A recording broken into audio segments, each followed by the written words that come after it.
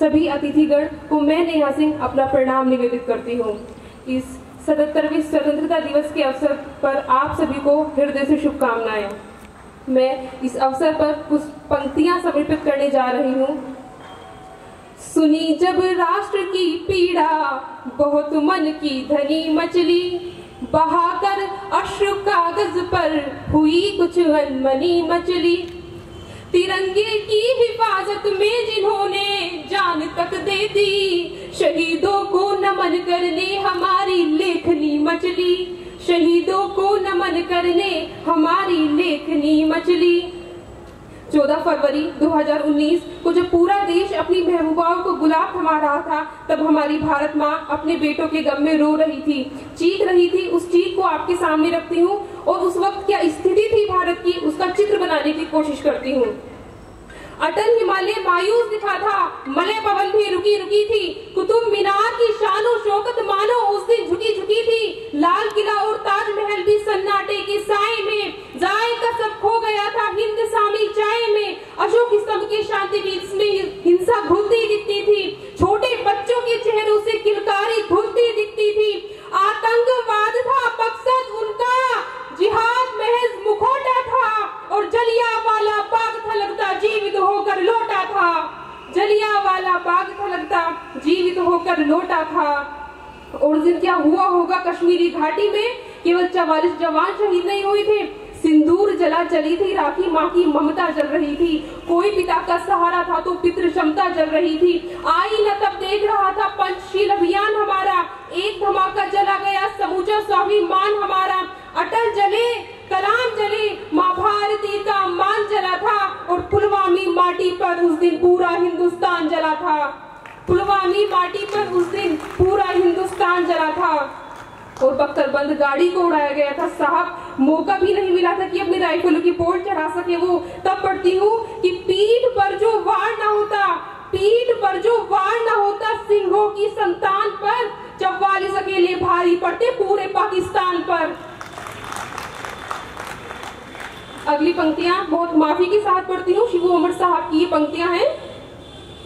सांप जब तक आस्तीनों के न मारे जाएंगे, हौसला कितना भी हो हम जंग हारे जाएंगे, और दुश्मनों के संग तो हम फिर करेंगे फैसले, पहले घर के जाहिलों के सर उतारे जाएंगे, पहले घर के जाहिलों के सर उतारे जाएंगे। एक संकेत किया है मैंने, समझिएगा। और हाल ही में हमारे देश की राजधानी दिल्ली से 80 किलोमीटर दूर हरियाणा के नूह में जो घटना हुई, और हमारी देश की राजधानी दिल्ली के बगल में जो गुरुग्राम है, वहां पर जो घटनाएं देखने को मिल रही हैं, काफी शर्मसार कर देने वाली ये घटनाएं हैं। हमें इस नफरत की आग को बुझाना होगा। हमें समझना होगा कि बहुत बाद में गैरों तक शमशीर जानी है, बहुत बाद में गैरों तक शमशीर जानी है, पहले हमें इस देश की आग बुझानी है। और आग बुझाने से बुझती है, उसके दूर रहने से फैलती ही जाती है। अगर धृतराष्ट्र मौन ना हुए होते तो कभी महाभारत का युद्ध ना हुआ होता। कोशिश बहुत कर रही हूँ इस महाभारत को रोकने की। लोग कहते हैं मुझसे ये राज खोलना ठीक नहीं, जहाँ बात हो मजहब की वहाँ बोलना ठीक नहीं। मंदिर मठ के मालिक है जो मस्जिद के पहरेदार हैं, उनकी दालानों में पलते दिल्ली के दरबार हैं। उन लोगों को हाथ जोड़कर गले लगाना चाहिए, उनकी तारीफों से भरा गीत सुनाना चाहिए। गद्दारों ने घंटी गुंबद को तर्क करना सिखा दिया, अम्मी और माँ में भी फर्क करना सिखा दिया, अम्मी और माँ में भी फर्क करना सिखा दिया।